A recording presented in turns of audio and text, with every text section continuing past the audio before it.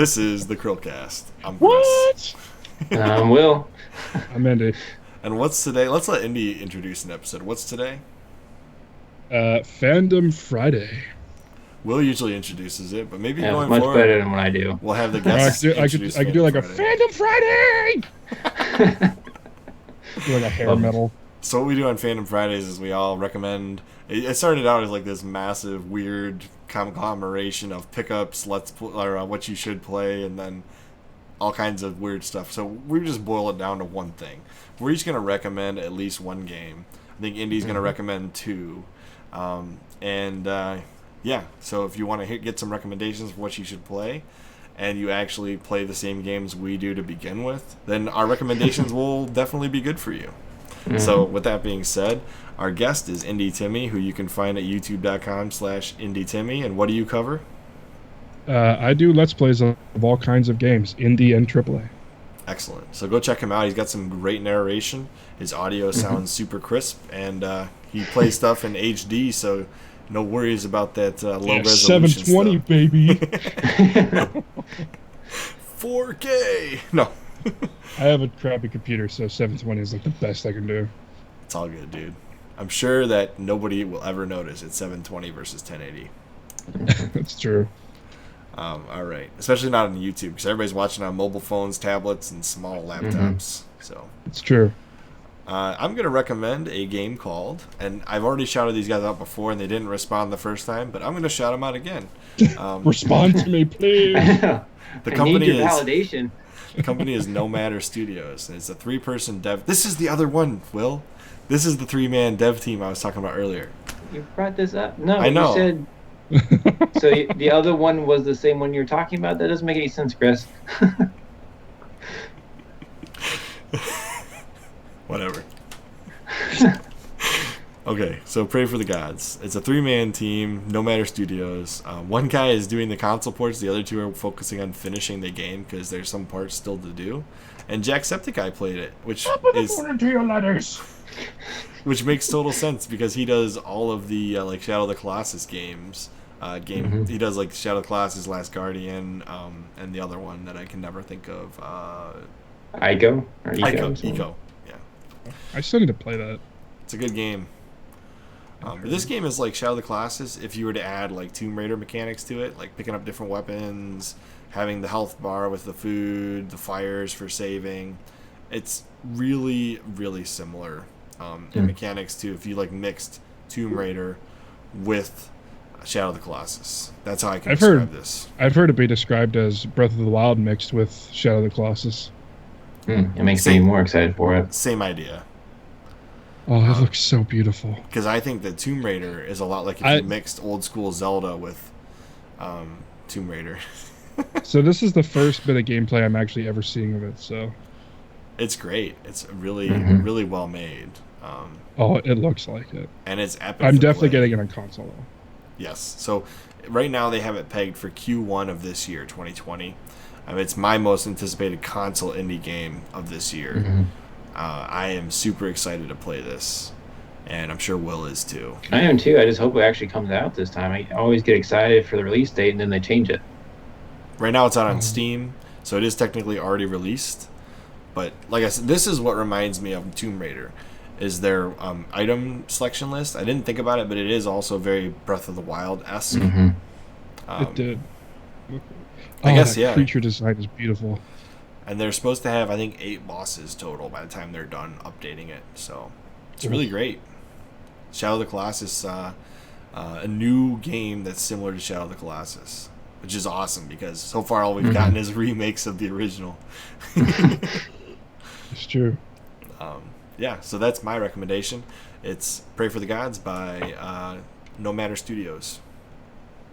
Let's go on to Will. What's your recommendation? Mine is Oceanhorn. I'm pretty certain I brought this up before in one of the podcasts, but I still really like this game. It's a great indie title. If you like isometric games or Zelda-like games, you'll like this one. It has a really fun art style. It's really playful. Some of the cutscenes are really dramatic for how like colorful the game actually is, and the cutscene like cuts, and it's a really dramatic, like deep voice, which is pretty funny. Does not fit, but it's good. I like it a lot. And like I've said before, you can get through this entire game in about 16 hours if you want to 100% it. So It looks like a lot of fun. And I have it on the Xbox One. What other systems is it on, Chris? Oh my God, you're gonna ask me that? Okay, so it definitely looks like it'd be on the Switch. It's on iOS, it's on Android, it's on PC via Steam, and I think it's on Epic's Game Store as well, but I'm not positive. It's on Nobody shops there. Apple TV. Believe it or not, it's on the Apple TV. It's on the Apple TV. It's one of the biggest games on the Apple TV. It's on. I'm thinking if there's any other mobile platforms it's on. I think that's it for mobile platforms. Might be on Windows 10, Windows Phone 10 somehow. Well, because on Apple, it's Apple TV's only game. I'm kidding. Well, now with Apple Arcade, now there's got a ton of them. Yeah. It's also on the Xbox One, the PlayStation 4, the Nintendo Switch, the PlayStation Vita, believe it or not. Oh, they got Wind Waker aspects to it? Oh. Yes. Dude, why didn't you tell me? It looks like Wind Waker, but it's not like Wind Waker, all right? You don't get to control the ship at all. The ship, you choose from one island to the other, and then you get to battle things on the way between islands traveling. Yeah, it is still pretty fun, though. It's so disappointing, but I'll still play it. So the map where you choose where you're going to is pretty neat because you can click through the locations. But yeah, I got this for Will because I thought he'd love it. It's for his birthday. And I do. Yeah, I really like it a lot. So it looks like a lot of fun. I second Will's recommendation. IndieTimmie, what would you like to recommend to the audience? I will recommend an indie horror game called Lost in Vivo, and this was actually made by one person. Really? Yes, it is. Basically, what I will say is it's the first taste of Silent Hill we've had in a long time, if you're a fan of Silent Hill. It is a psychological horror game, very claustrophobic psychological horror game about someone who loses their service dog, basically, in the sewer, and it's about trying to get him back. The story is kind of... The whole service dog thing is kind of but underneath it all, there's this weird anorexic story going on. I think that's the right word. Okay. And it's really like... It touches a lot in mental issues and mental health issues and stuff like that, and it plays a lot on fears. I'm not even joking. I'm afraid of toilets too.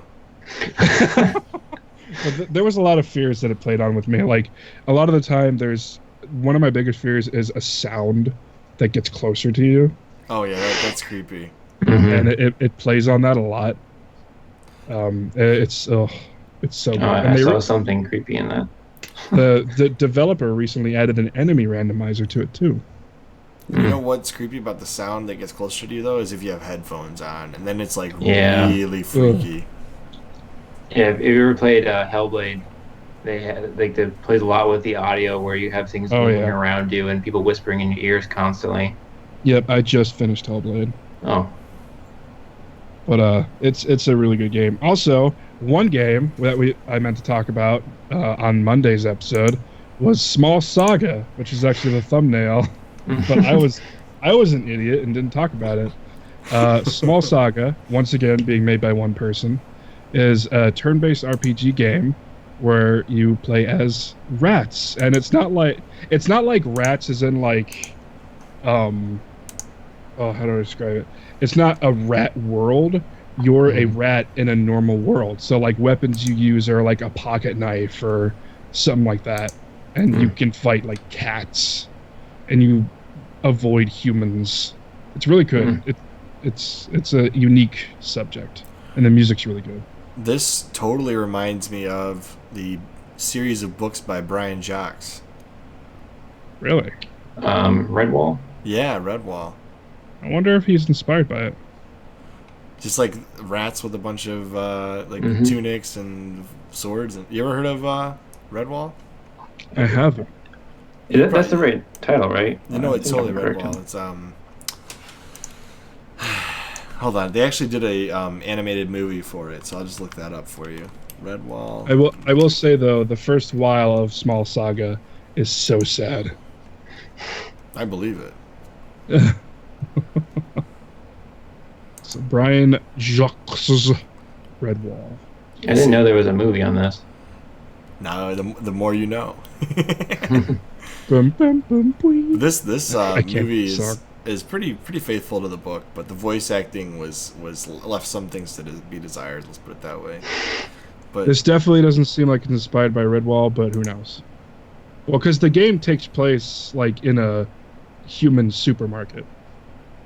I'm just saying like the art style reminded me of this. Oh, and then, yeah. And then thinking about rats with weapons and dressed like humans really reminded me of Redwall. Oh, I can see that, definitely. Mm. I didn't mean like the actual storyline and setting reminded me of Redwall. For some reason, There it's are in- rats, thus it is inspired by this. Rats equals Redwall. Mm-hmm. Yes. I'm Or gonna Tale of watch- Despero, I guess. Well, look, the Mhm. full movie is on YouTube under this guy's channel. So. I'll